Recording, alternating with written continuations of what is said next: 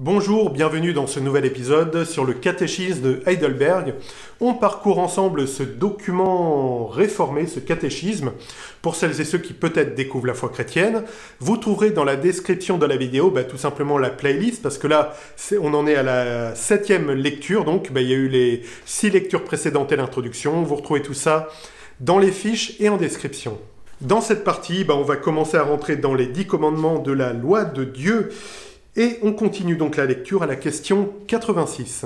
Puisque nous sommes délivrés de notre misère sans aucun mérite de notre part par la grâce de Christ, pourquoi devons-nous faire des bonnes œuvres? Réponse: parce que Christ, après nous avoir rachetés par son sang, nous renouvelle aussi par son Esprit Saint à son image, pour que nous nous montrions reconnaissants envers Dieu pour ses bienfaits par toute notre vie, et en outre que nous le glorifions, pour que nous aussi nous soyons assurés de notre foi par le fruit qu'elle porte, et que par la sainteté de notre conduite, nous gagnions nos prochains à Christ. Question 87. Ne peuvent-ils pas alors être sauvés, ceux qui ne se convertissent pas à Dieu, mais persistent dans leur conduite ingrate et impénitente?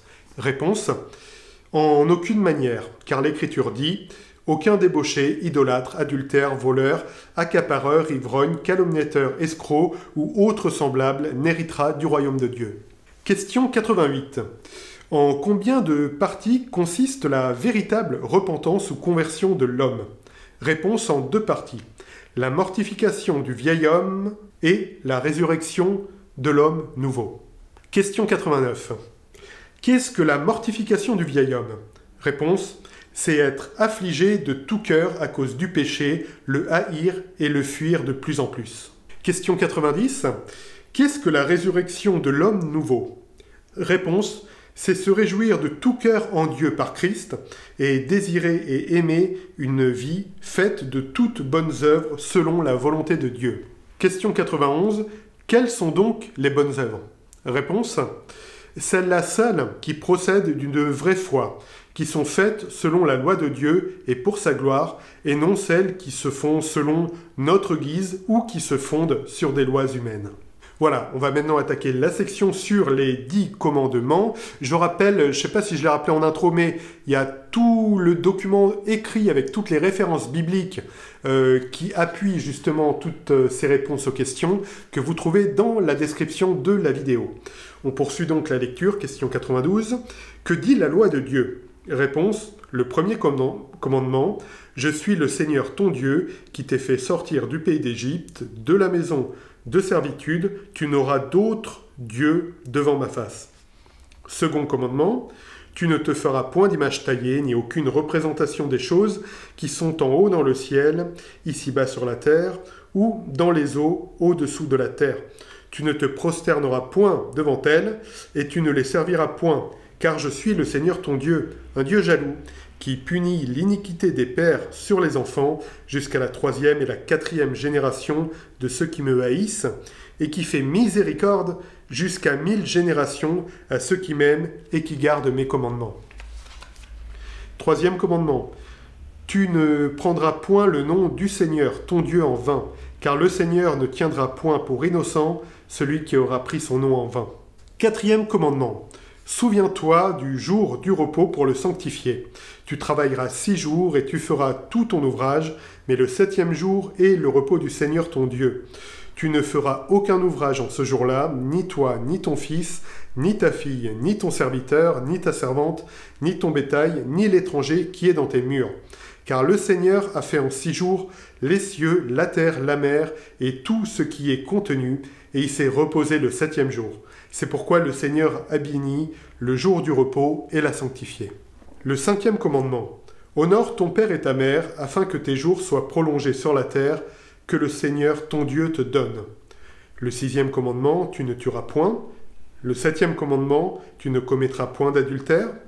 Le 8e commandement: tu ne déroberas point. Le 9e commandement: tu ne diras point de faux témoignages contre ton prochain.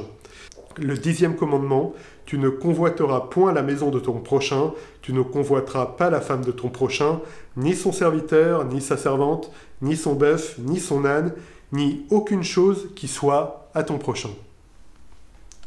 Question 93. Comment divise-t-on ces commandements? Réponse en 2 tables, dont la première nous enseigne en 4 commandements comment nous devons nous conduire envers Dieu, la seconde en 6 commandements, quels sont nos devoirs envers notre prochain. Question 94. Qu'est-ce que Dieu exige dans le premier commandement? Réponse. Sous peine de perdre le salut et la félicité de nos âmes, je dois éviter et fuir toute idolâtrie, sorcellerie, incantation superstitieuse, invocation des saints et d'autres créatures.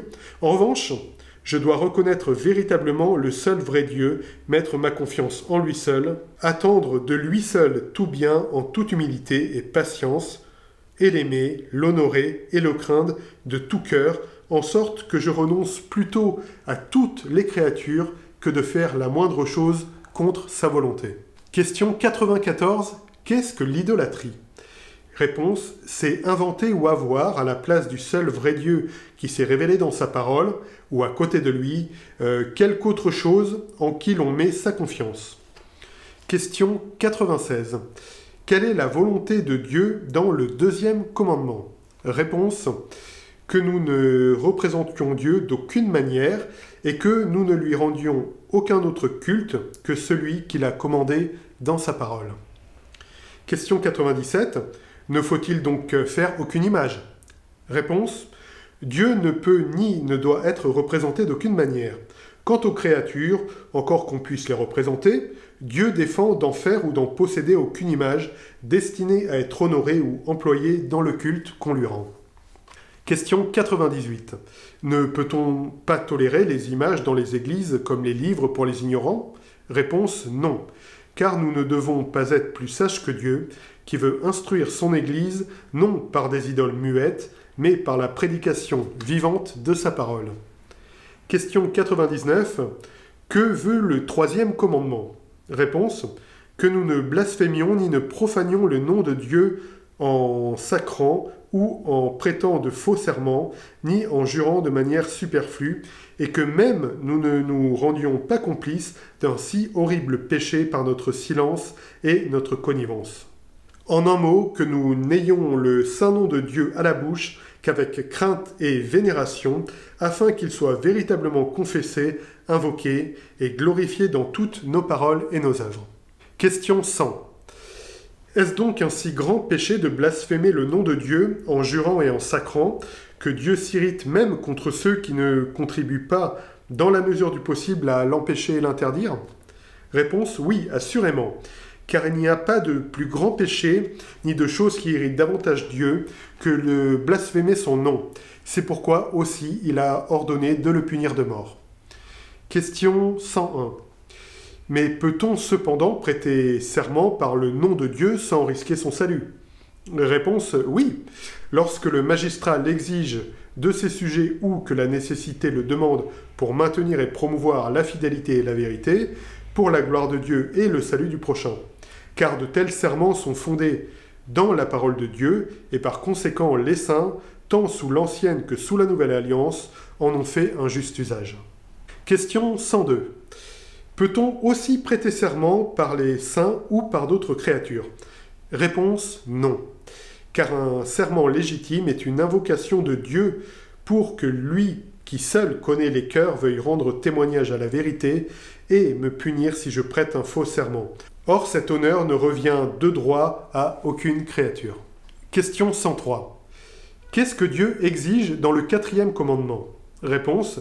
Dieu veut premièrement que le ministère de la parole et les écoles se maintiennent et que je fréquente assidûment les saintes assemblées, surtout le jour férié, pour y recevoir la parole de Dieu et pour participer au Saint-Sacrement, pour invoquer publiquement le Seigneur et pour faire l'aumône chrétienne. Dieu veut, secondairement, que tous les jours de ma vie je cesse mes mauvaises œuvres pour laisser le Seigneur œuvrer en moi par son esprit et qu'ainsi je commence dans cette vie à vivre le sabbat éternel. Voilà qui conclut cette 7e lecture sur les 10 commandements qu'on a abordés. C'est encore une fois très riche. Je le rappelle, n'hésitez pas à aller voir le catéchisme écrit avec toutes les références bibliques dans la description. Je vous dis à bientôt. La prochaine fois, on va continuer avec la 8e lecture et continuer à dérouler les 10 commandements. À la prochaine, soyez bénis. Ciao.